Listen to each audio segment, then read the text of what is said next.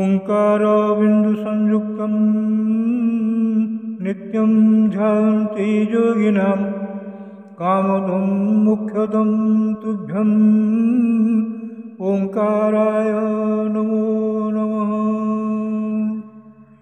गुरु ब्रह्मा गुरुर्विष्णु गुरुदेव महेश्वर गुरु साक्षात् परं ब्रह्म तस्मै श्री गुरवे नमः। अज्ञानतिमिरान्धस्य ज्ञानाञ्जनशलाकया चक्षुरुन्मीलितं येन तस्मै श्रीगुरवे नमः। अखण्डमण्डलाकारं व्याप्तं येन चराचरं तत्पदं दर्शितं येन तस्मै श्रीगुरवे नमः। ध्यानमूलं गुरोर्मूर्ति पूजामूलं गुरोर्पदम् मंत्रमूलं गुरोर्वाक्यं मोक्षमूलं गुरोर्कृपा। ब्रह्मानन्दं परमसुखदं केवलं ज्ञानमूर्ति द्वन्द्वातीतं गगनसदृशं तत्त्वं अस्यादिलक्ष्यम्। एकं नित्यं विमलमचलं सर्वधी साक्षीभूतं भावातीतं त्रिगुणरहितं सद्गुरुं तं नमामि।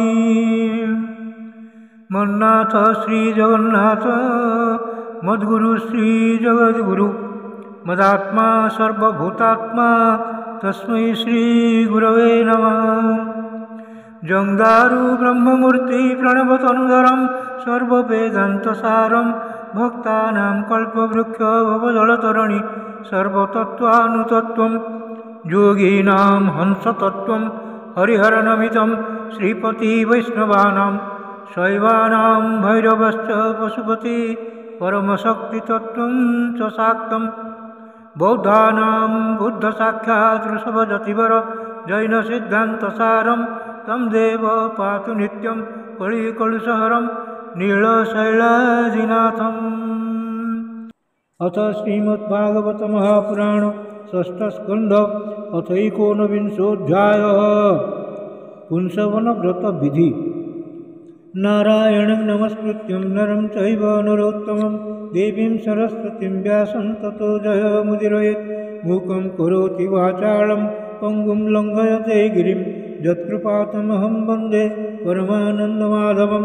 निगमकल्पतरोर्गलितं फलं सुखमुखादमृतं द्रवसंयुतं पिबतं भागवतं रसमालयं मुहुरहो रसिका भुवि भावुकाः।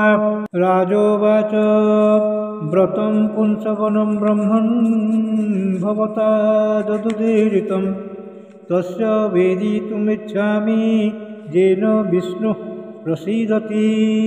श्रीशुकोवाच शुक्ले मार्गशिरे पक्ष्ये जोषित् भर्तृरनुज्ञया आरभेत व्रतमिदं सर्वकामिकमादितः। निशम्य मरुतां जन्म ब्राह्मणानुमन्त्र्य च स्नात्वा शुक्लरति शुक्ले वसितालङ्कृताम्बरे पूजयेत् प्रातराशात् प्राक् भगवन्तं श्रिया सह। अलं ते निरपेक्षाय पूर्णकाम नमस्तुते महाविभूतिपतये नमः सकलसिद्धये। यथा त्वं कृपया भूत्या तेजसा महिनौजसा जुष्ट ईश गुणैः सर्वैः स्तोषि भगवान् प्रभुः। विष्णुपत्नी महामाये महापुरुषलक्षणे प्रियथा मे महाभागे लोकमातर्नमस्तुते। ॐ नमो भगवते महापुरुषाय महानुभावाय महाविभूतिपतये सह महाविभूतिभिर्बलिम् उपहराणीति। अनेनाहरः मन्त्रेण विष्णुरावाहन अर्घ्य पाद्य स्पर्शन स्नान वास उपवीत विभूषण गंध पुष्प धूप दीप उपहार द्युपचारंश्च समाहित उपाहरेत् हविशेषं तु जुहुयात् अनले द्वादशाहुति। ओम नमो भगवते महापुरुषाय महाविभूतिपतये स्वाहेति।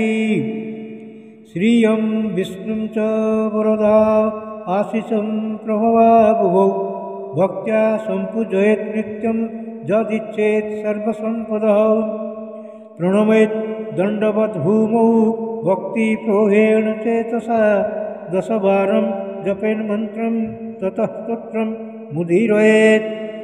जुवां तु विश्वस्य विभुजगतः कारणं परं यं हि प्रकृतिः सूक्ष्मा मायाशक्तिर्दुरत्यया तस्याधीश्वर साक्षात् त्वमेव पुरुषः परः त्वं सर्वयज्ञैः ज्ञेयं क्रियेयं फलभुग्भवान्।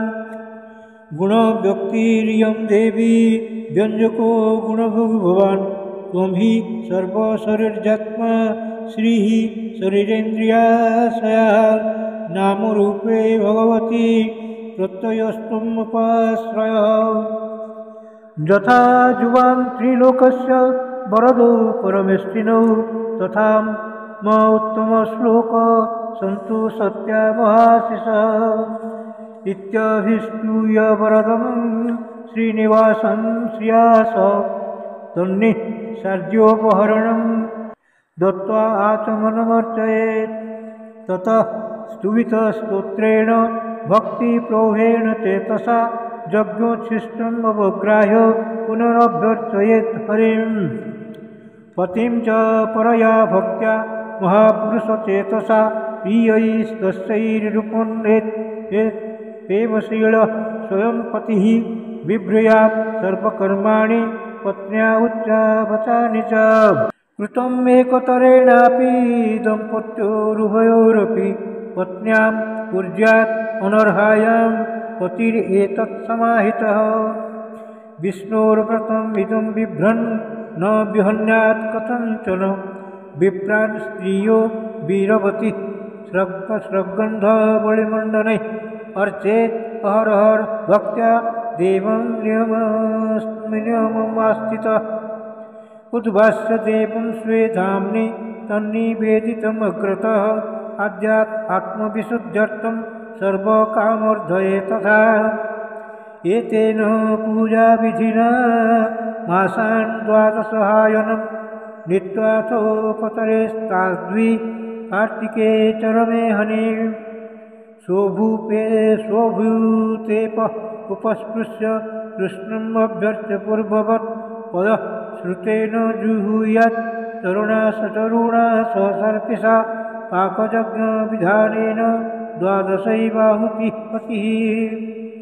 आशिष शिरसादाय द्विजैः प्रीतैः समेरिता प्रणम्य शिरसा भक्त्या भुञ्जित तदनुज्ञया। आचार्यम् अग्रतः कृत्वा वाग्दतः सह बन्धुभिः दद्यात् पत्रैचरोः शेषं सुप्रदस्त्वं सुसौभगम्। एतच्चरित्वा विधिवत् व्रतं विभोरभीप्सितार्थं लभते पुमान्य। स्त्रीत्वे तदास्ताय लोभेत सौभगं श्रियं प्रजां जीवपतिं जशोग्रम्। कन्या च विन्देत समग्रलक्षणं वरं त्वविरा हत्य गतिं मृतप्रजा जीवसुता धनेश्वरी सुदुर्भगा सुभगा रूपमग्र्यम्। विन्देत् विरूपा विरुजा विमुच्यते च ज आमाया विन्द्रियकल्पदेहम्। एतत् पठन् अभ्युदये च कर्म न्यनन्तकृत्ति पितृदेवतानां। तुष्टाः प्रदधन्ति समस्तकामान् होमावसाने हुतभुक् राजन् महन्मरुतां जन्मपुण्यं दितेर्व्रतं च विहितं मत्महत्ते। इति श्रीमद्भागवते महापुराणे वार्षिक्यां अष्टादशसहस्र्यां पारमहंस्यां संहितायां षष्ठस्कन्धे पुंसवनव्रतकथनं नाम 19विंशोऽध्यायः इति षष्ठस्कन्धः समाप्तः। हरिः ओं तत्सत्। हरिः ओं तत्सत्। हरिः ओं तत्सत्। श्रीकृष्णार्पणमस्तु। श्रीकृष्णार्पणमस्तु। श्रीकृष्णार्पणमस्तु।